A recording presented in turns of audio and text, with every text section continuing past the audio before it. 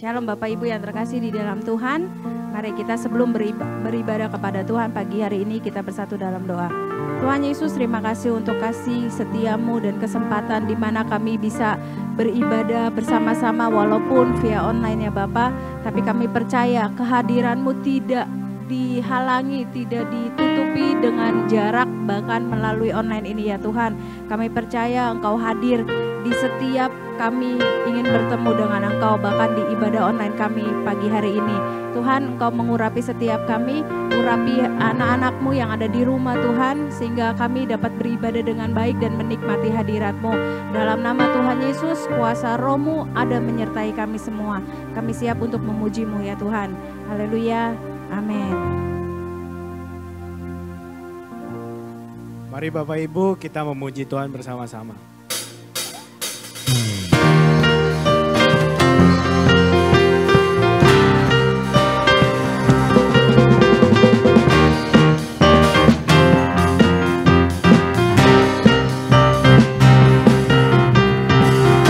Melukis cakrawala, merangkai jagat raya, pencipta alam semesta.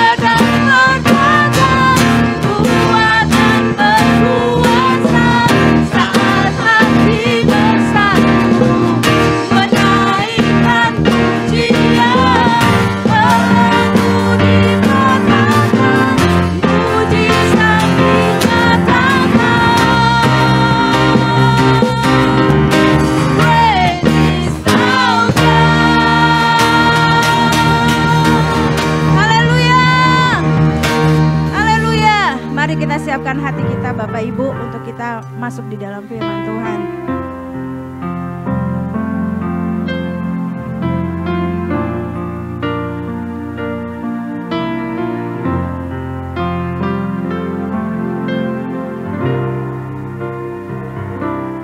Ku hidup karena percaya Engkau yang berjanji setia.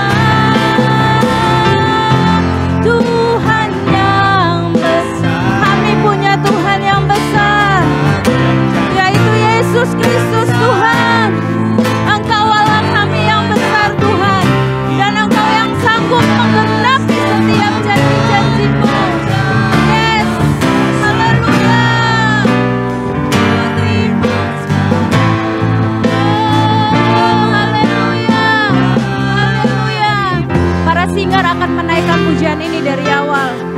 Mari Bapak Ibu bersama-sama dengan para singer naikkan pujian ini dari rumah Bapak Ibu sekalian. Pegang janji Tuhan, percaya janji Tuhan. Tuhan Yesus yang setia bersama dengan kita. Itu terbukti sampai saat ini kita ada. Oh, terima kasih ya Yesus. Terima kasih. Katakan kami tidak menyerah.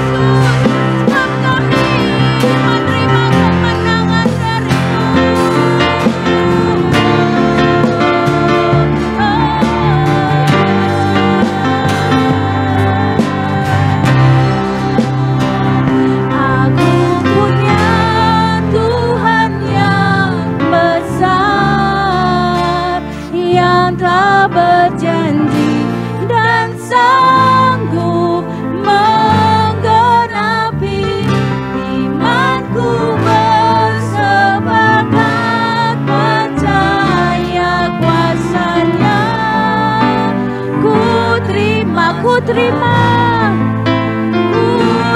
kami terima, ku terima sekarang kemenangan darimu.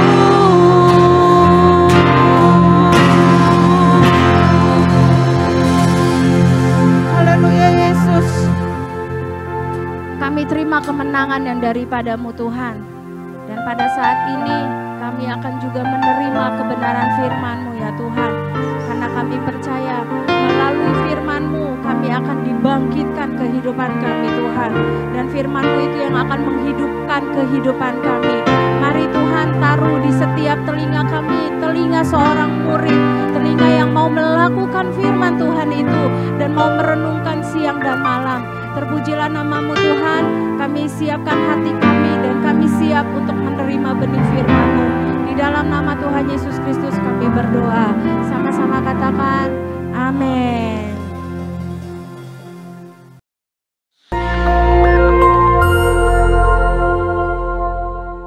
Shalom saudara, pandemi adalah suatu penyakit yang menyebar ke seluruh dunia dan mengakibatkan kematian dalam jumlah yang besar. Dunia pernah menghadapi beberapa pandemi dan hari-hari ini kita sedang menghadapi pandemi COVID-19. Nah, banyak yang bertanya, apa makna pandemi ini bagi orang percaya? Untuk menjawab pertanyaan ini, mari kita melihat dua hal berikut terlebih dahulu. 1. Dosa adalah akar dari sakit penyakit. Tuhan menciptakan manusia dan menempatkannya di Taman Eden dalam kondisi yang ideal. Tidak ada kejahatan, penderitaan atau sakit penyakit. Namun kondisi yang ideal tersebut menjadi rusak ketika manusia menggunakan kehendak yang dimilikinya dengan cara yang keliru. Iblis memberikan pendapat yang salah dengan cara yang menarik, sehingga akhirnya Hawa mengambil buah pengetahuan baik dan jahat, memakannya, demikian juga diikuti oleh Adam. Akibatnya, dosa masuk ke dalam kehidupan manusia dan menurunkan kutuk, sakit penyakit, kekacauan, dan kematian kekal. 2. Anak-anak Tuhan tinggal di dalam dunia yang berdosa. Kita perlu mengetahui bahwa kita sebagai orang percaya tinggal di dalam dunia yang sudah jatuh dalam dosa. Oleh karenanya, anak-anak Tuhan sangat rentan terhadap akibat-akibat dosa. Namun buat anak-anaknya, Tuhan memberikan perlindungan yang luar biasa. Ada pagar yang mengelilingi anak-anak Tuhan yang tidak dapat ditembus oleh si jahat. Jika si jahat ingin mencobai anak-anak Tuhan, mereka memerlukan izin dari Tuhan. Dan salah satu syarat Tuhan adalah pencobaan itu tidak boleh melampaui kekuatan manusia. Kita harus ingat, diberikan izin atau tidak, itu adalah kedaulatan Tuhan. Pada hari-hari ini, iblis terus bekerja untuk meningkatkan pencobaan guna mengacaukan manusia. Sehingga manusia tidak fokus pada Tuhan dan rencananya. Melalui berbagai hal, termasuk COVID-19, iblis bekerja membuat manusia takut, kacau, dan hanya berfokus menyelamatkan diri secara fisik. Di dalam hikmatnya yang tinggi dan tidak terselami oleh manusia, Tuhan mengizinkan virus itu ada. Nah, berdasar dua hal tersebut, kini kita akan melihat kehidupan Ayub agar mengerti makna pandemi bagi kehidupan orang percaya. Saudara, Ayub dicatat sebagai orang yang saleh, jujur, takut akan Tuhan, dan menjauhi kejahatan. Tuhan memberkati Ayub dan segala usahanya. Ternaknya berkembang biak mencapai ribuan. Ayub diberkati dengan 7 anak laki-laki dan 3 anak perempuan. Semua berjalan dengan baik, sampai suatu hari Ayub mengalami hal yang tidak menyenangkan. Semua anaknya mati, ternaknya habis, dan tubuhnya menderita penyakit bara. Ayub begitu menderita kesakitan sampai-sampai mengutuki hari kelahirannya. Ayub tidak tahu apa yang terjadi di hadapan Tuhan. Ayub 2 ayat 1 mencatat, pada suatu hari datanglah anak-anak Allah menghadap Tuhan, dan di antara mereka datang juga iblis untuk menghadap Tuhan. Iblis datang menghadap Tuhan dan meminta untuk mencobai Ayub. Tuhan mengizinkan hal itu karena Tuhan tahu bahwa Ayub dapat mengatasinya.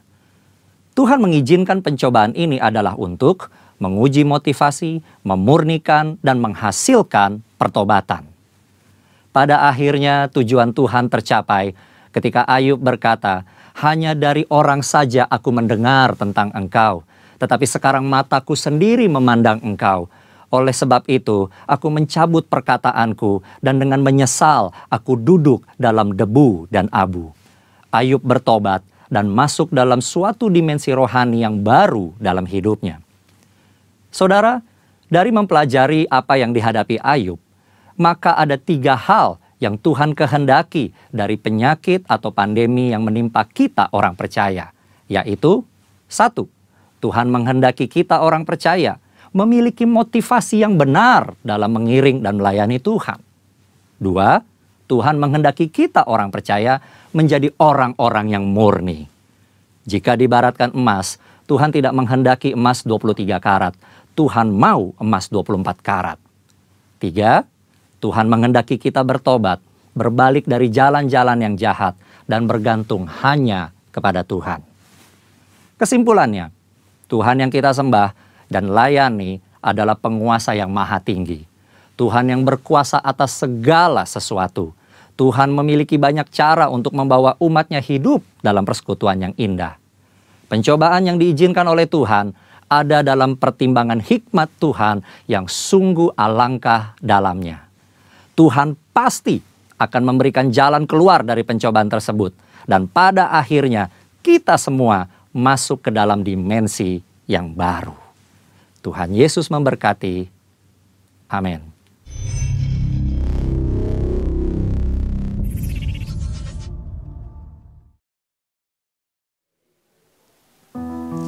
Shalom Bapak Ibu Saudara sekalian, sampai hari ini kita masih melihat pemeliharaan Tuhan di dalam hidup kita. Mari kembali kita akan merenungkan firman Tuhan.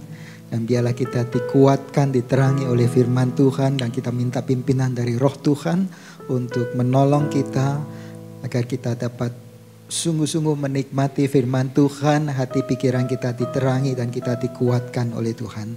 Mari kita berdoa terlebih dahulu. Bapa di surga, terima kasih buat firman-Mu yang kembali Engkau sediakan buat kami, untuk kami boleh memahaminya, kami boleh mencernanya pagi hari ini. Kami memerlukan bimbingan dari Roh-Mu yang kudus, Roh penolong, Roh penghibur itu. Biarlah membuka mata hati pikiran kami, supaya kami sungguh-sungguh mendapatkan pencerahan dari firman-Mu. Telinga kami buka, dan perhatian kami mau kami terus tujukan kepadamu. Terima kasih Bapa, kami mengucap syukur buat kesempatan pada pagi hari ini kami boleh beribadah dan mendengar lagi akan firman-Mu. Dalam nama Tuhan Yesus kami mengucap syukur dan berdoa. Amin. Mari Bapak Ibu, kita akan mempelajari firman Tuhan pada pagi hari ini yang saya ambil dari 2 Raja-Raja pasal 7 ayat 3 sampai 20. Saudara siapkan Alkitab saudara di rumah, kita akan membuka Alkitab kita dan kita akan membaca bersama-sama 2 Raja-Raja pasal 7 ayat 3 sampai dengan ayat 20. 4 orang yang sakit kusta ada di depan pintu gerbang.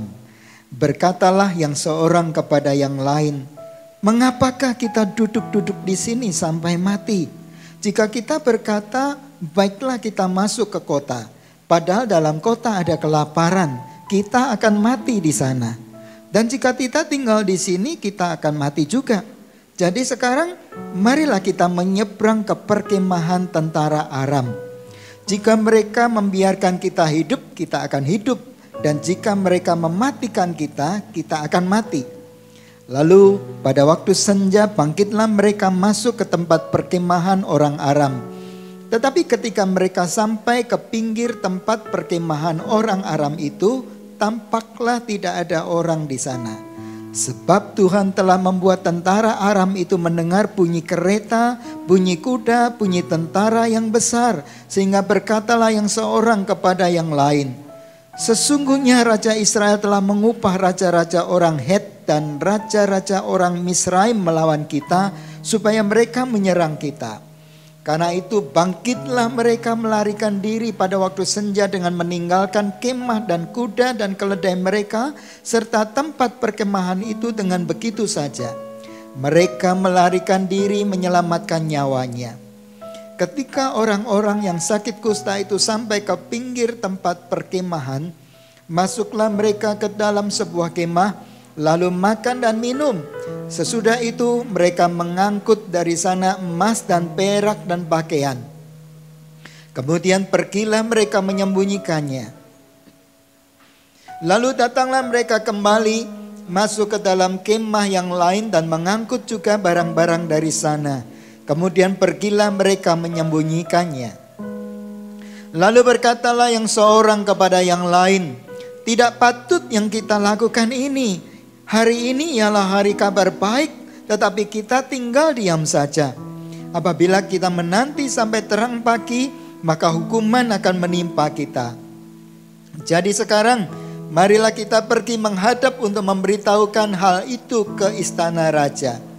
Mereka pergi lalu berseru kepada penunggu pintu gerbang kota dan menceritakan kepada orang-orang itu, katanya, "Kami sudah masuk ke tempat perkemahan orang Aram, dan ternyata tidak ada orang di sana, dan tidak ada suara manusia kedengaran. Hanya ada kuda dan keledai tertambat, dan kemah-kemah ditinggalkan dengan begitu saja." Para penunggu pintu gerbang menyerukan dan memberitakan hal itu ke istana raja. Sekalipun masih malam, raja bangun juga, lalu berkata kepada pegawainya, "Baiklah, kuterangkan kepadamu apa maksud orang Aram itu terhadap kita. Mereka tahu bahwa kita ini menderita kelaparan, sebab itu mereka keluar dari tempat perkemahan untuk menyembunyikan diri di padang sambil berpikir, apabila orang Israel keluar dari dalam kota, kita akan menangkap mereka hidup-hidup, kemudian kita masuk ke dalam kota." Lalu salah seorang pegawainya menjawab, "Baiklah, kita ambil 5 ekor dari kuda yang masih tinggal di dalam kota ini. Tentulah keadaannya seperti seluruh khalayak ramai Israel yang sudah habis mati itu. Biarlah kita suruh saja orang pergi supaya kita lihat." Sesudah itu mereka mengambil 2 kereta kuda, kemudian raja menyuruh mereka menyusul tentara Aram sambil berkata, "Pergilah melihatnya." Lalu pergilah mereka menyusul orang-orang itu sampai ke sungai Yordan. Dan tampaklah seluruh jalan itu penuh dengan pakaian dan perkakas yang dilemparkan orang Aram pada waktu mereka lari terburu-buru. Kemudian pulanglah suruhan-suruhan itu dengan menceritakan hal itu kepada raja. Maka keluarlah penduduk kota itu menjarah tempat perkemahan orang Aram. Karena itu sesukat tepung yang terbaik berharga sesikal, dan 2 sukat jelai berharga sesikal, sesuai dengan firman Tuhan. Adapun raja telah menempatkan perwira yang menjadi ajudannya itu mengawasi pintu gerbang, tetapi rakyat menginjak-injak dia di pintu gerbang. Lalu ia mati sesuai dengan perkataan abdi Allah yang mengatakannya pada waktu raja datang mendapatkan dia.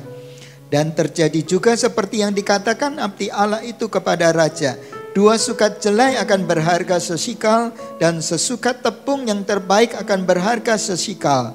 Besok kira-kira waktu ini di pintu gerbang Samaria. Pada waktu itu si perwira menjawab abdi Allah itu, "Sekalipun Tuhan membuat tingkap-tingkap di langit, masakan hal itu mungkin terjadi?" Tetapi Elisa berkata, "Sesungguhnya engkau akan melihatnya dengan matamu sendiri, tetapi tidak akan makan apa-apa daripadanya." Demikianlah terjadi kepada orang itu. Rakyat menginjak-injak dia di pintu gerbang, lalu matilah dia. Saudaraku, latar belakang dari peristiwa yang saya bacakan tadi adalah, kalau saudara membaca mulai dari 2 Raja-Raja pasal yang ke-6 ya. Dari latar belakang peristiwa ini adalah pada waktu itu Raja Ben-Hadad, raja orang Aram, mengepung ya. Mereka mengirimkan tentaranya yang besar kemudian mengepung kota Samaria. Nah, saudara, kota Samaria di lockdown, kota Samaria dikunci, kota Samaria ditutup, kota Samaria di embargo, kota Samaria diisolasi. Ini memang kebiasaan dari tentara Aram, saudara. Ya, mereka kalau mau menyerang ke satu tempat, mereka akan mengepung dan menguncinya. Jadi saudara, mari kita membayangkan, ya, kota Samaria dikunci, ya, dikepung, saudara, ya, diisolasi. Tidak boleh ada sesuatu pun masuk ke dalam kota ini. Ya, demikian juga yang keluar. Nah, saudara, lamanya pengepungan ini berhari-hari, ya, berhari-hari dan terus, saudaraku, lama-lama mari kita membayangkan kalau satu kota dikunci seperti itu, ya, diisolasi seperti itu. Nah, saudara, tentu akan terjadi sesuatu malapetaka bagi penduduk kota yang ada di dalamnya. Nah, demikian juga, saudaraku, karena pengepungan terjadi berhari-hari dan tidak ada tanda-tanda bahwa raja atau tentara orang Aram itu akan melonggarkan pengepungannya, maka terjadilah, ya, suatu kelaparan yang hebat di kota Samaria, ya, karena suplai makanan sama sekali tertutup, ya, tidak bisa masuk ke dalam kota. Nah, kota Samaria sungguh-sungguh, ya, menjadi satu kota yang mati, ya. Mati aliran pasokan kebutuhan hidup sama sekali terhenti. Nah, akibatnya, ya, kelaparan yang hebat terjadi di kota Samaria. Nah, sampai di peristiwa itu dituliskan di dalam apa yang kita baca, saudara, ya, di dalam 2 Raja-Raja pasal yang ke-6 ayat 28 sampai dengan 29 itu ada suatu gambaran. Bukan gambaran, tetapi suatu peristiwa yang sungguh-sungguh mengerikan. Kelaparan itu begitu hebatnya sampai, ya, untuk bisa makan itu anak itu harus dimasak kemudian dimakan. Nah, itu terjadi bergantian. Nah, 2 Raja-Raja pasal 6 ayat 28, 29 menceritakan itu. Ada 2 orang perempuan yang mengadu kepada raja, ya. Ketika raja sedang berjalan-jalan, ya, di atas sotoh istananya, bagaimana diceritakan oleh seorang perempuan, mereka telah berjanji hari ini anaknya laki-laki dimasak untuk bisa makan. Kemudian esoknya baru anak perempuan satu tetangganya ini yang dimasak untuk ganti bisa makan. Tetapi ketika tiba hari esoknya, anak laki-lakinya ternyata disembunyikan. Nah, saudara, ketika mendengar akan hal itu, raja merobek pakaiannya dan kelihatan oleh pegawai-pegawainya bahwa, ya, raja sedang mengenakan kain kabung. Jadi, saudara, ada satu ketidakpastian kapan, ya, bencana itu akan berakhir. Seluruh orang Israel yang ada di kota Samaria menghadapi suatu keadaan yang mengerikan. Ketidakpastian yang panjang. Mereka seperti masuk dalam suatu labirin, suatu lorong gelap yang panjang yang tidak berujung. Nah, saudara, bayangkan kalau saudara pernah ke waterboom di Peak sana. Kalau saudara masuk ke dalam terowongan air yang tertutup gitu, ya, dari atas meluncur ke bawah, saudara tahu itu ujungnya bakal saudara akan mendarat di kolam yang ada airnya. Tetapi kalau kita membayangkan bahwa lorong gelap yang panjang berliku-liku ini, kita tidak tahu akan sampai kapan kita bisa keluar dari lorong itu. Ini benar-benar suatu peristiwa yang mencekam. Ini benar-benar mengkhawatirkan, saudara. Nah, begitulah keadaan dari orang-orang Israel yang berada di Samaria, yang dikepung begitu rapat, diisolasi kota itu, dan mereka sungguh-sungguh menderita sekali. Nah, saudara, sikap dari Raja Israel, Raja Yoram ketika menghadapi itu, ia marah gitu. Ia marah kepada Elisa.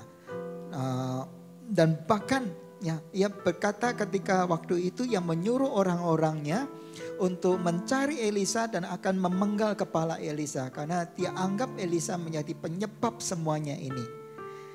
Saudara bisa mengetahui latar belakang dari peristiwa ini secara lengkap kalau saudara membaca di dalam 2 Raja-Raja pasal yang ke-6. Sebenarnya sebelum Samaria dikepung itu di kota Dotan itu juga dikepung oleh orang-orang Aram. Dotan adalah tempat di mana Elisa tinggal pada waktu itu. Itu juga dikepung. Tetapi Elisa kemudian justru membawa tentara orang-orang Aram ini yang dia minta kepada Tuhan supaya membutakan orang-orang Aram ini. Dan kemudian mereka dituntun masuk ke kota Samaria. Di kota Samaria Elisa berdoa kepada Tuhan supaya mata orang-orang Aram itu dibuka. Pada waktu mata orang-orang Aram itu terbuka, mereka heran karena mereka berada di tengah-tengah kota Samaria. Raja Yoram berkata kepada Elisa, "Akan kubunuhkah mereka Bapak?" Tetapi Elisa berkata, "Jangan, masakan engkau biasa membunuh orang yang sudah engkau tawan?" Lalu Elisa mengatakan, "Beri dia makan." Lalu disediakan jamuan yang besar, orang-orang itu makan minum dan kemudian kembali untuk melaporkan kepada tuannya. Diceritakan di dalam perikop itu sejak waktu itu gerombolan Aram tidak lagi keluar untuk mengganggu orang-orang Israel. Nah, tetapi ketika Raja Ben-Hadad dalam satu peristiwa yang lain, Raja Ben-Hadad ini mengirimkan tentaranya untuk mengepung ya, kota Samaria. Dan reaksi dari Raja Yoram adalah seperti ini. Di dalam 2 Raja-Raja pasal yang ke-6 ayat 33, Raja Yoram berkata kepada Elisa, "Sesungguhnya malapetaka ini adalah daripada Tuhan. Mengapakah aku harus berharap kepada Tuhan lagi?" Saudara, bukankah ya ucapan seperti ini juga saudaraku ya, ketika dihadapkan kepada kita di dalam masa pandemi ini yang serba tidak pasti ini saudara ya. Kita tidak tahu kapan akan berakhir saudara. Banyak orang-orang yang juga berkata-kata seperti ini. Banyak orang yang juga menyalah-nyalahkan Tuhan. Tuhanlah yang keladi dari pandemi COVID ini. Kenapa aku harus berharap lagi kepada Tuhan? Ya, bahasa kasarnya udah gak usah Tuhan-Tuhanan lagi. Karena Tuhan yang menjadi penyebab dari pandemi ini. Tuhan yang menjadi penyebab dari malapetaka ini. Saudaraku, sekarang mari kita beralih kepada 4 orang kusta tadi. 4 orang kusta tadi sedang berada di pintu gerbang kota Samaria. Kelaparan masih terjadi dengan begitu hebatnya. Dan mereka berkata satu dengan yang lain. Yang seorang berkata, ya, mereka membuat satu analisa. Ya. Mereka bilang begini, kalau kita tetap di pintu gerbang kota Samaria ini saja, kita akan mati. Resikonya satu, mati. Kalau kita masuk ke dalam kota Samaria, sama juga resikonya mati juga. Karena kelaparan ada di sana. Nah, lalu kalau kita keluar dari kota Samaria dan kita pergi ke perkemahan orang Aram, ada 2 resiko. Kalau mereka menangkap dan membunuh kita, kita akan mati. Tetapi kalau mereka menangkap kita, tapi kita dibiarkan hidup, kita hanya ditawan. Nah, kita masih hidup. Jadi ada dua kemungkinan kalau kita pergi ke perkemahan orang Aram, resikonya bisa mati atau masih hidup. Tapi kalau kita duduk-duduk saja di pintu gerbang kota Samaria, kita pasti mati. Kalau kita masuk ke dalam kota Samaria, kita juga pasti mati. Tapi kalau kita pergi ke perkemahan orang Aram, kita bisa mati atau kita masih hidup. Lalu dikatakan Kemudian mereka memutuskan untuk pergi ke perkemahan orang Aram.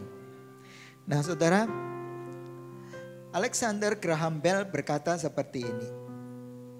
Ketika satu pintu tertutup, maka pintu lain akan terbuka. Kadang kita terlalu lama terpaku di depan pintu yang tertutup itu. Kalau kita melihat atau kita membaca-baca di dalam literatur, saudara, kata krisis di dalam aksara Cina itu mengandung terdiri dari dua huruf. Ya. Nah, krisis itu berasal krisis dalam aksara Cina, huruf Cina itu Wei Ji. Berasal dari kata Wei Xian, artinya danger atau bahaya. Tapi unsur satunya lagi ya itu jihui, ya, ada chance, ada kesempatan. Jadi krisis di dalam bahasa Cina itu mengandung dua pengertian. Ada bahayanya tapi ada peluang, ada kesempatan. Nah sama seperti tadi yang Alexander Graham Bell katakan saudara. Ya, kalau satu pintu tertutup sesungguhnya pintu lain terbuka. Yang sering kita lakukan adalah kita seringkali terpaku di depan pintu yang tertutup sehingga kita tidak melihat pintu lain yang terbuka. Nah, saudara, mari kita kembali kepada situasi yang sedang kita hadapi ini. Ya. Saudara, pandemi COVID-19 menciptakan suatu labirin, suatu lorong berliku-liku gelap. Dan kita tidak tahu kapan akan berakhir. Ini kita memasuki periode yang serba tidak pasti, ya, ketidakpastian. Ya. Ada orang-orang berkata, ya, kita menunggu vaksin ditemukan. Nah, tapi kalau vaksin ditemukan, vaksin itu perlu diuji coba. Ada orang berkata paling cepat 2 tahun, ya, 2 tahun. Nah, saudara. Saya pernah melihat satu wawancara dari seorang pada waktu itu ada instruksi dari gubernur ya, bahwa orang-orang dilarang keluar untuk bekerja ya, berdagang. Tapi ada satu orang yang nekat kemudian pergi keluar berdagang, kemudian diwawancara kenapa melanggar instruksi itu. Nah, orang ini menjawab begini. Kalau saya tetap tinggal di rumah, saya tidak bisa bekerja, saya tidak bisa mendapatkan penghasilan, keluarga saya nggak bisa makan, saya akan mati. Kalau saya keluar, resikonya saya terpapar oleh COVID-19, saya mati juga. Jadi sama-sama mati. Gitu. Nah saudara, memang ini satu dilema buat kita. Ya, ini dilema juga buat pemerintah kita saudara. Ya, kita masih terus berdoa mohon hikmat Tuhan, minta pertolongan Tuhan bagaimana supaya Indonesia ini bisa keluar ya dengan selamat, dipimpin keluar dengan selamat, dilindungi, dijagai, diberikan ketahanan untuk bisa mengatasi COVID-19 ini. Tapi tahukah saudara, pintu yang terbuka lebar-lebar selama masa ini. Mari kita renungkan. Apa itu? Nah, saya beritahu sesuatu, saudara. Waktu. Waktu sekarang ini tersedia bagi kita itu berlimpah-limpah. Waktu itu yang ada pada kita ini ada di dalam kendali kita. Waktu adalah modal dasar dari segala sesuatu aktivitas kita. Orang pergi bekerja karena ada waktu. Orang pergi berusaha karena mereka punya waktu. Apapun juga saudara yang menghasilkan sesuatu, kalau tidak ada waktu, maka tidak akan terjadi. Kita tentu familiar ya dengan kata-kata ya, time is money. Waktu adalah uang. Nah saudara, waktu yang ada pada kita sekarang ini begitu berlimpah-limpah. Nah seperti air mengalir yang tak akan bisa kembali lagi. Hasilnya itu tergantung bagaimana kita memanfaatkannya.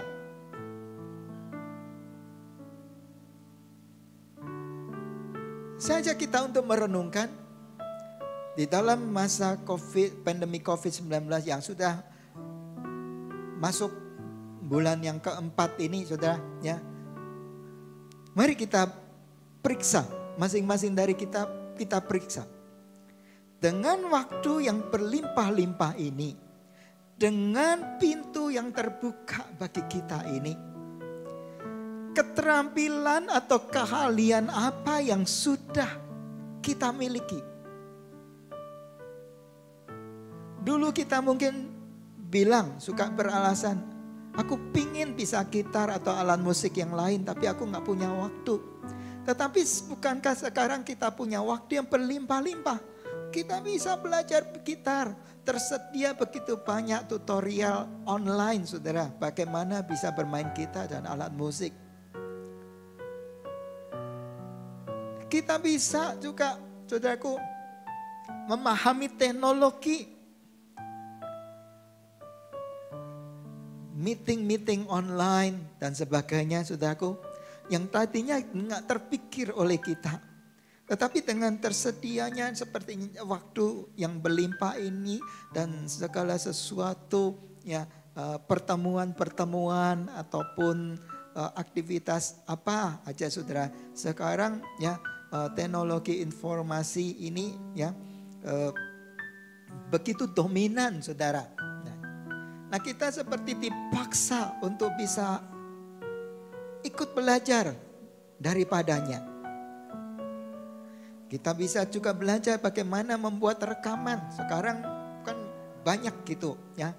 Itu seminar-seminar online, pertemuan-pertemuan online, lalu ibadah online ya. Bagaimana kita belajar cara merekam. Saudara juga bisa jadi YouTuber sekarang ini. Ya, rekaman itu saudara muat untuk di-upload di YouTube. Nah, sekarang juga marak ibu-ibu mulai eksperimen gitu. Membuat makanan-makanan, membuat masakan-masakan lalu dijual online. Nah, kita juga bisa lebih mengenal firman Tuhan kalau kita memakai pilihan itu untuk melakukan pendalaman Alkitab. Ada begitu banyak sumber yang bisa kita ikuti, saudara. Mesbah keluarga bisa dibangun lebih baik lagi. Yang tadinya mungkin terbengkalai, ya suami pulang malam, ya nggak ada waktu lagi. Tetapi sekarang begitu berlimpah. Ya. Berapa banyak buku yang saudara sudah bisa baca dan habiskan selama ya, masa pandemi COVID-19 ini. Saudara, contoh-contoh yang saya kemukakan bukankah itu yang masuk gitu di dalam logika kita, saudara? Nah kalau kita dengan waktu yang begitu berlimpah ini, kita masih bilang aku masih seperti yang dulu. Waduh saudara, ya. Celaka kita saudara. Saudara akan tertinggal. Karena saudara kehilangan modal dasar yang saudara sia-siakan. Waktu yang saudara buang-buang. Waktu yang saudara sia-siakan. Saudara benar-benar rugi besar. Nah saudara termasuk orang yang terus berdiri menatap pada pintu yang tertutup. Dan tidak memanfaatkan pintu yang terbuka untuk kita berbuat sesuatu. Dan saudara juga termasuk orang-orang yang tidak mau move on, tidak mau bergerak, saudara. Nah, saudaraku, ada beberapa sikap dalam menghadapi perubahan, ya. Karena perubahan ini bisa disikapi dengan berbagai cara, ya, dengan negatif atau dengan positif. Itu pilihan kita masing-masing. Menarik sekali saudara, di dalam 2 Raja-Raja pasal yang ke-6 sampai yang ke-7 ini kita dapatkan tipe-tipe atau macam-macam sikap ketika menghadapi perubahan-perubahan atau masalah-masalah yang mengakibatkan timbulnya perubahan-perubahan di dalam hidup seseorang. Nah, ada yang panik seperti bujangnya Elisa ketika kota Datan dikepung oleh tentara Aram. Nah, pada saat bujang Elisa ini tahu tentara yang besar sedang mengepung kota Aram, kota Dotan. Bujang Elisa ini berteriak, celaka Tuanku. Ya, ketakutan. Bujang Elisa ketakutan melihat tentara yang begitu besar. Sikap yang kedua adalah orang yang tenang di dalam menghadapi persoalan, yaitu diwakili oleh Elisa. Elisa berkata kepada bujangnya, jangan takut, karena yang menyertai kita lebih besar daripada yang menyertai mereka.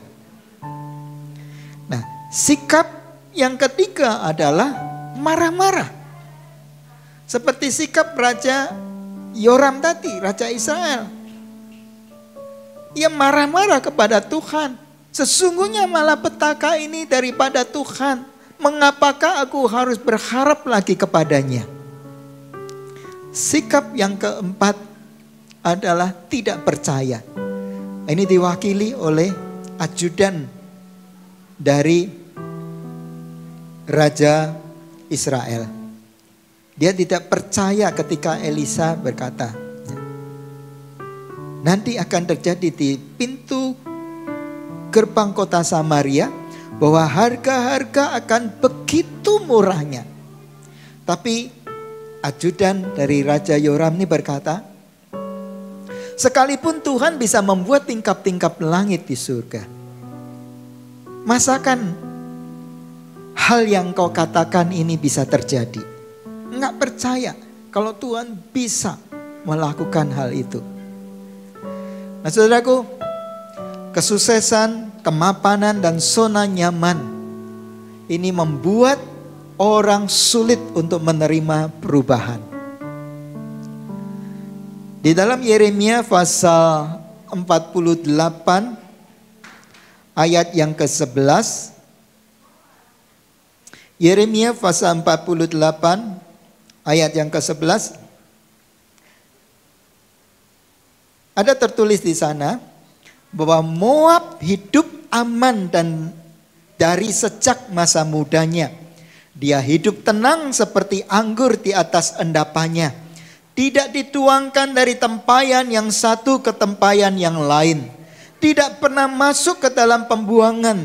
Sebab itu rasanya tetap padanya dan baunya tidak berubah. Moab adalah gambaran dari satu bangsa yang nyaman hidupnya, dalam zona nyaman, di dalam kemapanan. Dikatakan tidak pernah dituangkan dari tempayan satu ke tempayan yang lain. Lalu dikatakan sebab itu rasanya tetap padanya dan baunya tidak berubah. Ini mewakili sikap dari orang-orang yang enggak mau berubah, nyaman di dalam posisinya. Sikap selanjutnya adalah menyalahkan keadaan dan orang lain. Saudaraku, sikap seperti ini tidak akan menyelesaikan masalah yang ada.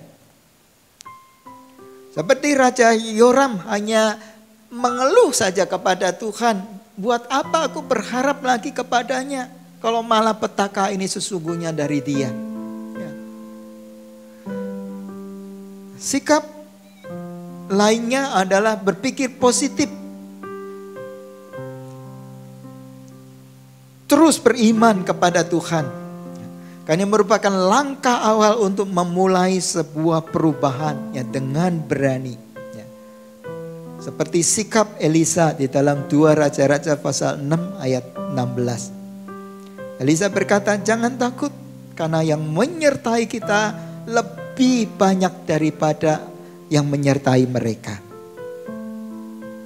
Elisa tahu bahwa ada tentara Tuhan yang ada bersama-sama dengan mereka saat itu. Nah saudara, bagaimana sikap kita? Tuhan sendiri berkata, aku menyertai engkau sampai pada akhir zaman. Mazmur 68 ayat 20 berkata, hari demi hari aku menanggung bagi engkau. Allah adalah keselamatan.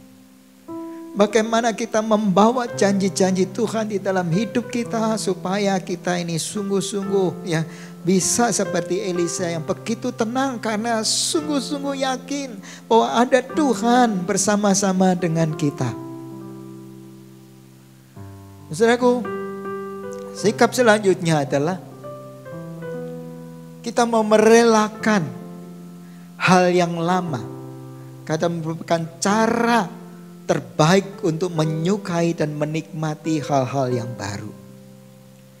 Bayangkan kalau firman Tuhan berkata, sebab itu tanggalkan manusia lama dan pakailah yang manusia yang baru. Manusia lama ditanggalkan karena itu menuju kepada kebinasaan. Manusia baru diberikan oleh Tuhan karena untuk kita hidup di dalam kehidupan yang kekal bersama-sama dengan Tuhan. Ada sesuatu kemuliaan yang jauh lebih besar dari apa yang sedang kita hadapi saat ini. Yesus berkata, di dunia ini kamu menderita, tetapi kuatkan hatimu karena aku telah mengalahkan dunia. Saya akan menutup firman Tuhan pagi hari ini dengan satu cerita tentang burung Raja Wali. Burung Raja Wali itu simbol dari satu keperkasaan. Rentangan sayapnya itu bisa mencapai 3 meter. Ia begitu gagah ketika melayang-layang di udara. Usianya bisa mencapai 70 tahun. Tetapi biasanya ketika menginjak usia 40 tahun, burung Raja Wali itu bulu-bulunya udah demikian lebat. Paruhnya udah mulai rapuh dan retak-retak. Jadi gerakannya sudah tidak segesit dulu lagi. Dan ia mulai kesulitan untuk mencari makanan, menangkap mangsanya. Karena cakar atau kuku-kukunya itu udah begitu bengkok. Susah untuk mencengkram masanya. Baginya hanya ada 2 pilihan. Pertama, ya sudah, terima nasib. Tinggal menunggu ajal saja. Pilihan yang kedua, untuk bisa menikmati hidup sampai 70 tahun, dia harus lakukan sesuatu.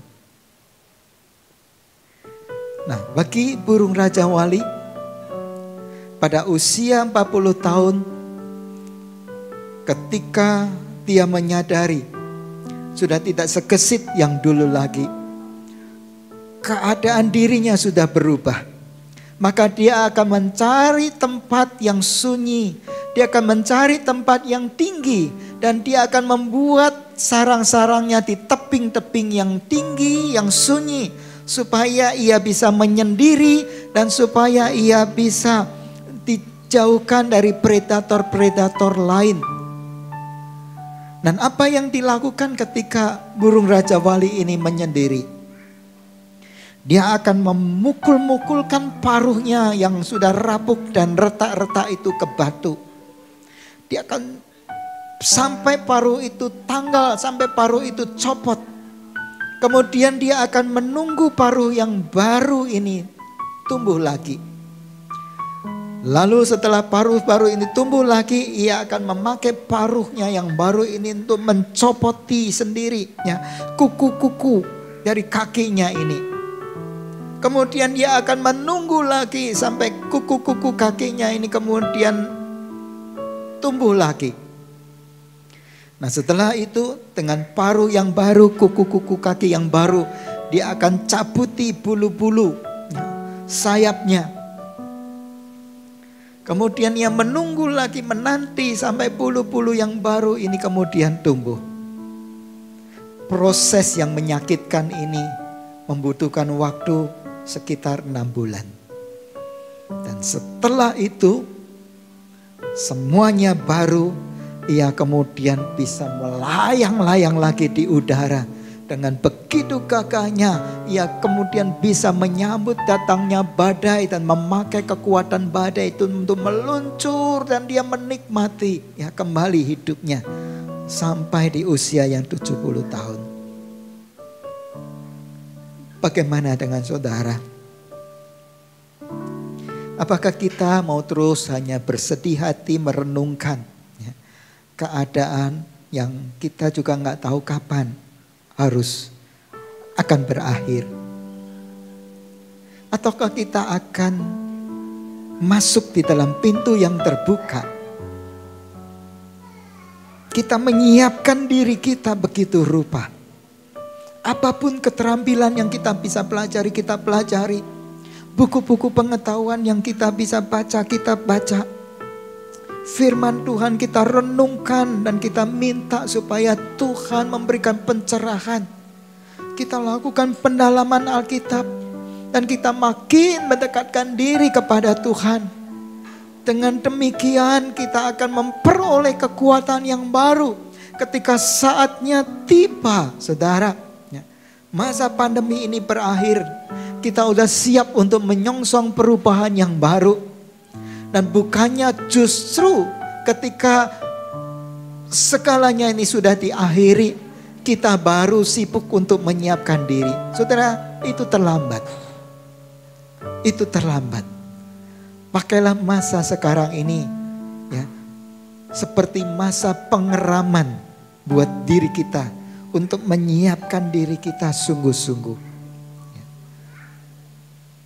Mazmur 103 ayat 5 berkata, Dia Tuhan yang memuaskan hasratmu dengan kebaikan, sehingga masa mudamu menjadi baru seperti pada burung Raja Wali. Saya berdoa supaya saudara mendapatkan hikmat, saudara bangkit dari kesedihan, dan saudara pakai sisi lain, yaitu waktu yang berlimpah-limpah ini untuk kita pakai ya, dengan sebaik-baiknya. Siapkan diri kita, siapkan paruh-paruh, kuku-kuku, bulu-bulu sayap kita yang baru, supaya kekuatan itu dibangun di dalam kesunyian, di dalam kesendirian seperti ini, saudara. Dan kita siap untuk menyongsong musim yang baru dengan kekuatan yang kita bangun di masa-masa sekarang ini. Tuhan memberkati. Masih ada jalan terbuka untukku, masih ada jalannya Tuhan, masih ada jalan terbuka untukku. Kulihat kebesaran-Mu, masih ada jalan terbuka untukku, masih ada jalannya Tuhan, masih ada jalan terbuka untukku. Kulihat kebesaran-Mu, kulihat kebesaran-Mu, kulihat kebesaran-Mu.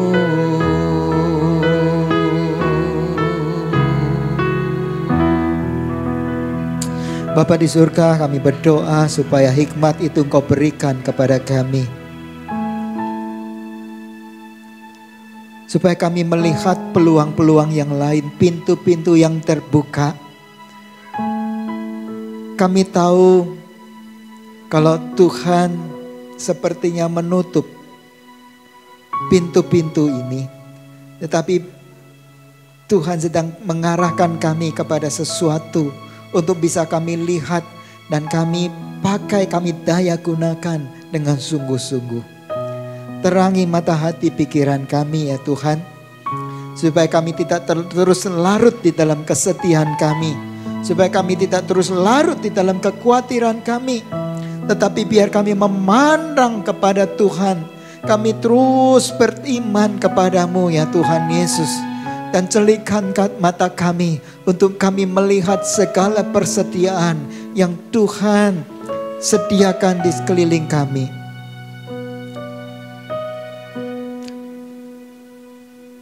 Terangi mata hati kami ya Tuhan. Sekali lagi pimpin langkah-langkah kami hari-hari ini. Dan biarlah Engkau menarik kami lebih dekat lagi kepadamu. Supaya kami sungguh menikmati kebajikan dan kemurahan Tuhan. Yang terus masih ada di dalam hidup kami dan kami mengalaminya. Engkau memberkati jemaat-Mu ya Tuhan. Pelihara mereka di dalam hari-hari yang sulit ini. Tangan-Mu terus menopang mereka. Dalam nama Tuhan Yesus kami berdoa. Amin.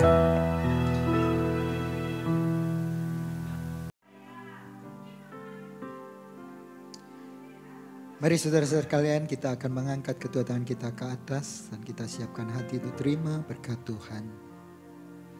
Kasih karunia yang berlimpah-limpah dari Allah Bapa, damai sejahtera dan sukacita dari Tuhan kita Yesus Kristus, pertolongan, kekuatan dan penghiburan dari Roh Kudus menyertai saudara-saudara sekalian sampai selama-lamanya. Mari kita semua yang percaya, kita katakan amin. Masih